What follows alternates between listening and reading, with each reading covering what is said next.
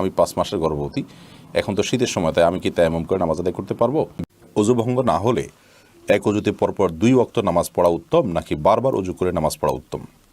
আমি জানি পুরুষের জন্য টাকনুর নিচে কাপড় পরা হারাম, কিন্তু শীতকালে ঠান্ডা নিবারণ করার জন্য কি টাকনুর নিচে কাপড় পরা যাবে? ব্যাংক থেকে প্রাপ্ত সুদ দিয়ে কি ঋণগ্রস্ত ব্যক্তিকে সাহায্য করা যাবে?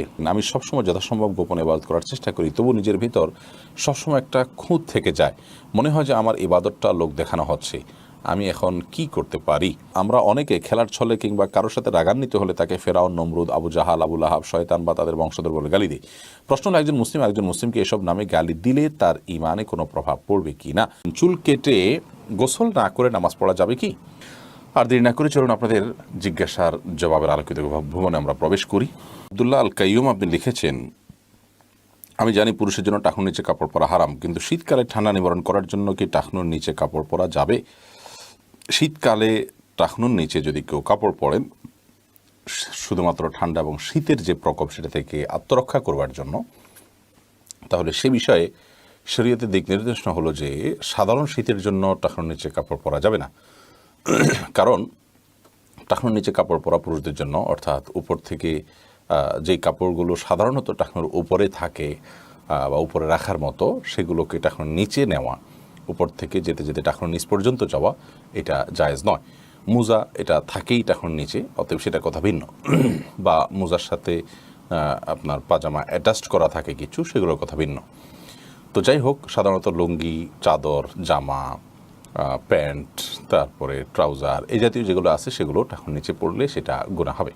যেহেতু হারাম হবে, তো হারাম কোনো কাজ এটা শুধুমাত্র একটু শীতের কষ্ট হচ্ছে এই ঠুনকা অজুহাতের ভিত্তিতে করা যাবে না।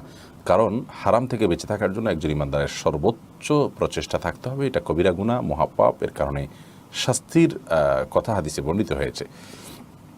আর যদি এমন হয়, আল্লাহ না করুন, যে আপনি এমন কোনো জায়গায় আছেন এত বেশি ঠান্ডা যে আপনি টাকনুর নিচে মোজা বা এই জাতীয় কোনো কিছু নেই, আপনি উপর থেকে যে পোশাক পরছেন সেটা যদি টাকনুর নিচে সহ পুরো পায়ের পাতাকে না ঢাকেন সেটা দিয়ে, তাহলে আপনার পা জমে যাবে, অনেক বেশি আপনি বিপদে পড়বেন। এরকম যদি হয় তাহলে সেক্ষেত্রে আয-যরুরাতু তুবিহুল মাহযুরাত, বা খুব বেশি প্রবল সমস্যা দেখা দিলে সেক্ষেত্রে নিষিদ্ধ বিষয়ও অনুমোদিত হয়ে যায়। জীবন রক্ষার প্রয়োজন হলে বা এই জাতীয় সিরিয়াস কোনো পরিস্থিতি হলে তখন সেক্ষেত্রে জায়েজ আছে। এমনি মনিরুর রহমান আপনি লিখেছেন, ব্যাংক থেকে প্রাপ্ত সুদ দিয়ে কি ঋণগ্রস্ত ব্যক্তিকে সাহায্য করা যাবে? ব্যাংক থেকে প্রাপ্ত সুদ নিজে না নিয়ে অপরকে সাহায্য করব এমন উদ্দেশ্যে কি সুদী ব্যাংকে টাকা রাখা যাবে? খুবই সুন্দর একটি প্রশ্ন। আমাদের অনেক ভাইয়েরা সুদী ব্যাংকে টাকা রেখে থাকেন এই উদ্দেশ্যে যে সেখানে টাকা রেখে যে লভ্যাংশটা আসে আমি ভোগ করবো না, গরিব দুঃখীকে দান করব। তাহলে আপনার দারিদ্র্য বিমোচন হলো, গরিবের উপকার হলো, আমি তো আর হারাম খেলাম না। এটি সম্পূর্ণ ভুল একটি পন্থা। কারণ আল্লাহ রাব্বুল আলামিন রিবাকে হারাম করেছেন। আল্লাহ বলেছেন আহাল্লাল্লাহুল বায়' ওয়া হাররামার রিবা, আর আল্লাহ তাআলা রিবা বা সুদকে হারাম করেছেন। এখানে খাওয়াকে হারাম, যদি অন্যান্য জায়গাতে সুদ খাওয়ার কথা আল্লাহ বলেছেন, কিন্তু এখানে খাওয়ার কথা বলেন, এখানে আমভাবে সাধারণভাবে বলেছেন সুদকেই আল্লাহ তাআলা হারাম করেছেন। তার মানে সুদের যে কারবার করলেন, সুদকে আপনি সুদের চুক্তি করলেন, তার মানে সে আপনাকে সুদ দিবে, আপনি নেবেন, এই মর্মে আপনি তার সাথে যে চুক্তি করলেন, আপনি সুদকে মেনে নিলেন, আপনি সুদের মধ্যে জড়িয়ে গেলেন, এরপর সেটা আপনি খাচ্ছেন না, সেটা পরের বিষয়। তো এটি জায়েজ নয়। যদি ব্যাপারটা এরকম হতো যে আপনি আগে জড়িয়ে গেছেন, এখন বের হয়ে আসার জন্য আপনাকে সময় নিতে হচ্ছে, বা আগে থেকে চুক্তি ছিল সেই অনুযায়ী আপনার কাছে ইন্টারেস্ট চলে আসছে, সুদ চলে আসছে, এখন সেটা কি করবেন? তো সেটা আপনি গরিব দুঃখীকে দান করে দিবেন। কিন্তু ইচ্ছাকৃতভাবে ঠান্ডা মাথায় আপনি চুক্তি করে সুদ নিবেন, নিয়ে তারপর গরিব দুঃখীকে দান করবেন, এমনটি করার সুযোগ নেই, জায়েজ নেই। এরকম যদি হয় তাহলে আর সুদ বলতে কিছু থাকবে না, কারণ মানুষ তখন সেটা নিয়ে নিজের গরিব আত্মীয় স্বজনদের কিন্তু 12 মাস দিতে হয়, সেগুলো দিবে। সবচেয়ে বড় কথা হলো যে সুদের কারবার করা জায়েজ নয়। আপনি সুদ খেলেন না, কিন্তু সুদের কারবার কিন্তু আপনি করে ফেললেন। এরপরে এমডি হাবিবুর রহমান আপনি লিখেছেন, আমি সবসময় যথাসম্ভব গোপনে ইবাদত করার চেষ্টা করি, তবু নিজের ভিতর সবসময় একটা খুঁত থেকে যায়, মনে হয় যে আমার ইবাদতটা লোক দেখানো হচ্ছে, আমি এখন কি করতে পারি? ভাই হাবিবুর রহমান, আপনার প্রশ্নের উত্তর হলো যে গোপনে ইবাদত করার চেষ্টা করতে হবে। এরপরে কেউ যদি দেখে যায়, তাতে আমার মধ্যে ভালো লাগে কাজ করে, তাতে আমার এখলাসের কোনো ঘাটতি হবে না, এর কারণে আমার কোনো গুনাহ হবে না। কারণ আমি তো ইচ্ছাকৃতভাবে তার সাথে যে দেখা দিয়েছি, তারপরে আমি যে তাকে দেখানোর চেষ্টা করেছি ইচ্ছাকৃত এবং তার কাছে জাহির করার চেষ্টা করছি, ব্যাপারটা এরকম না। তিনি দেখে ফেলেছেন। তো কেউ যদি দেখে ফেলে তাতে আমার মধ্যে ভালো লাগা কাজ করে, তাতে কোনো অসুবিধা নেই, কারণ আমার শুরুতে ইন্টেনশন ছিল না। যেটা হয়েছে সেটা আমার ইচ্ছার বাইরে। তারপরেও নিজে সবসময় শাসনের মধ্যে রাখতে হবে যে আমি আল্লাহর জন্য ইবাদত করছি, কেউ দেখুক না দেখুক তাতে আমার কিছু আসে যায় না। অতিরিক্ত খুঁতখুঁতে হওয়া এটা এক প্রকার দোষের, শয়তান অনেক সময় এটা সৃষ্টি করে। আপনি চেষ্টা করছেন নিজেকে সংযত রাখার, নিজেকে গোপনের ইবাদতের মধ্যে মগ্ন রাখার, তারপরেও এরকম কোনো কিছু হয়ে গেলে আপনি যদি ভেঙে পড়েন, আপনি যদি অস্থির হয়ে পড়েন, অহেতুক পেরেশান হতে থাকেন, তাহলে এটা কিন্তু বাড়াবাড়ি। এই বাড়াবাড়িটা অনেক সময় শয়তান করে। এই জন্য বিজ্ঞ কোনো আলেমের সাথে আপনার পুরো অবস্থার বিবরণ বলে প্রয়োজনে আপনি পরামর্শ নেবেন।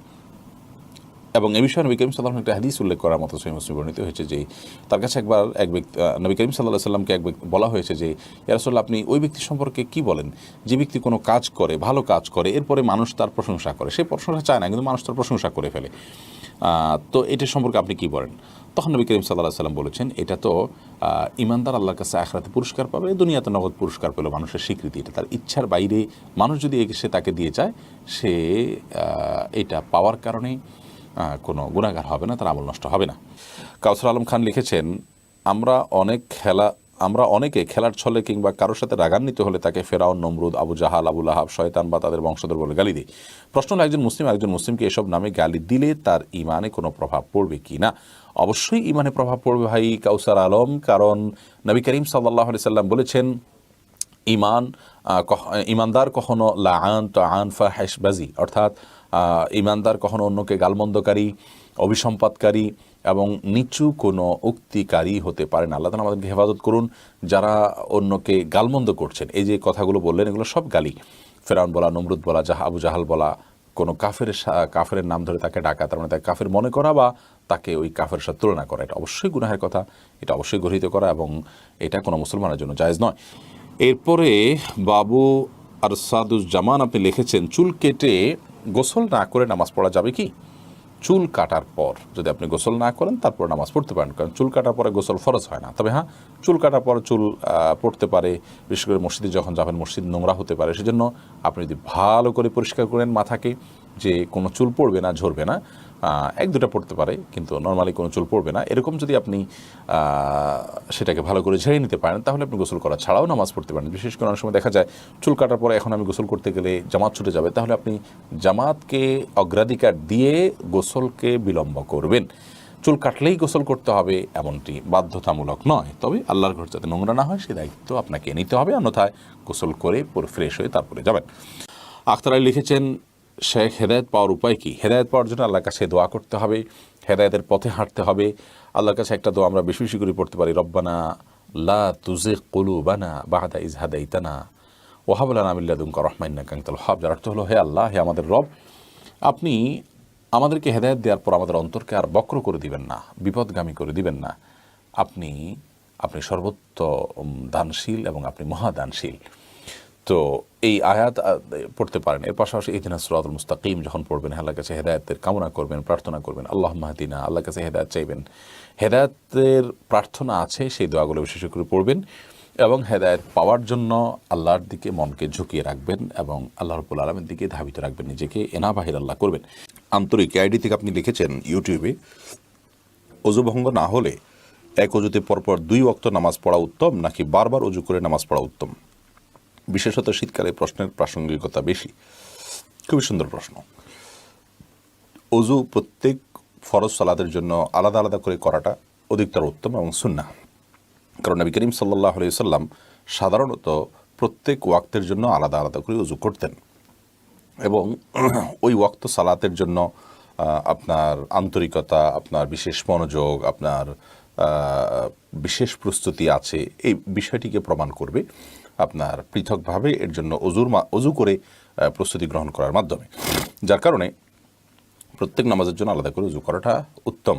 তবে এক অজুতে একাধিক ওয়াক্ত সালাত কেউ পড়তে চাইলে সেটাও জায়েজ আছে। নবী করিম সাল্লাল্লাহু আলাইহি সাল্লাম সেটিও করেছেন, বুখারীর হাদিস থেকে বোঝা যায়। ওমর রাদিয়াল্লাহু তাআলা আনহু জিজ্ঞাসা করেছেন, ইয়া রাসূলুল্লাহ, আপনার তো সাধারণত এরকম করতে দেখি না। তখন নবী করিম সাল্লাল্লাহু আলাইহি সাল্লাম বলেছেন যে এটা আমি ইচ্ছাকৃতভাবেই করেছি। তাহলে বোঝা গেল নবী করিম সাল্লাল্লাহু আলাইহি সাল্লামের সাধারণ আমল ছিল যে তিনি নিয়মিত প্রত্যেক ওয়াক্তের জন্য আলাদা অজু করতেন বেশিরভাগ ক্ষেত্রেই, তবে মাঝে মধ্যে এক অজু দিয়ে একাধিক ওয়াক্ত পড়তেন। অতএব এক অজু দিয়ে কয়েক ওয়াক্ত সালাত আদায় করলে তাতে নামাজ হয়ে যাবে, কোনো অসুবিধা নেই। উত্তম হলো পৃথক পৃথক অজু করা প্রত্যেক ওয়াক্তের জন্য। এরপর আসমা আক্তার আপনি লিখেছেন, আমি 5 মাসের গর্ভবতী, এখন তো শীতের সময়, তাই আমি কি তায়াম্মুম করে নামাজ আদায় করতে পারবো? প্রথম কথা হলো, গর্ভবতী হলে তায়াম্মুম করে কেন নামাজ পড়তে হবে? গর্ভবতী হলে যে পানি স্পর্শ করলে যে আপনার বড় কোনো ক্ষতি হবে, ব্যাপারটি তো সেরকম নাও হতে পারে। যদি এমন হয় যে আপনি সার্বিকভাবে এমন অবস্থার মধ্যে আছেন যে আপনি যে ঠান্ডা পানি আছে সেটা দিয়ে অজু করলে আপনার অথবা গর্ভস্থ সন্তানের বড় কোনো ক্ষতি হতে পারে, এরকম যদি হয় তাহলে সেক্ষেত্রে বিকল্প হলো আপনি গরম পানি করে নেবেন। গরম পানি করে নেওয়ার ব্যবস্থা আজকাল সব জায়গায় আছে কম বেশ। যদি এমন হয় যে আপনার গরম পানি করা অনেক দুঃসাধ্য হয়, কষ্টসাধ্য হয়, ব্যবস্থা নেই এমন কোনো জায়গা থাকেন, তাহলে সেক্ষেত্রে আপনি তায়াম্মুম করে সালাত আদায় করতে পারবেন। কিন্তু শর্ত হলো এতটাই আপনার জন্য এটা কষ্টদায়ক হবে যে আপনি অজু করতে গেলে ঠান্ডা পানিতে বড় কোনো বিপদের মুখোমুখি হতে পারেন আপনি বা আপনার সন্তান, তাহলে সেক্ষেত্রে গরম পানির ব্যবস্থা না থাকলে আপনি তায়াম্মুম করতে পারবেন, অন্যথায় এটি করবেন না।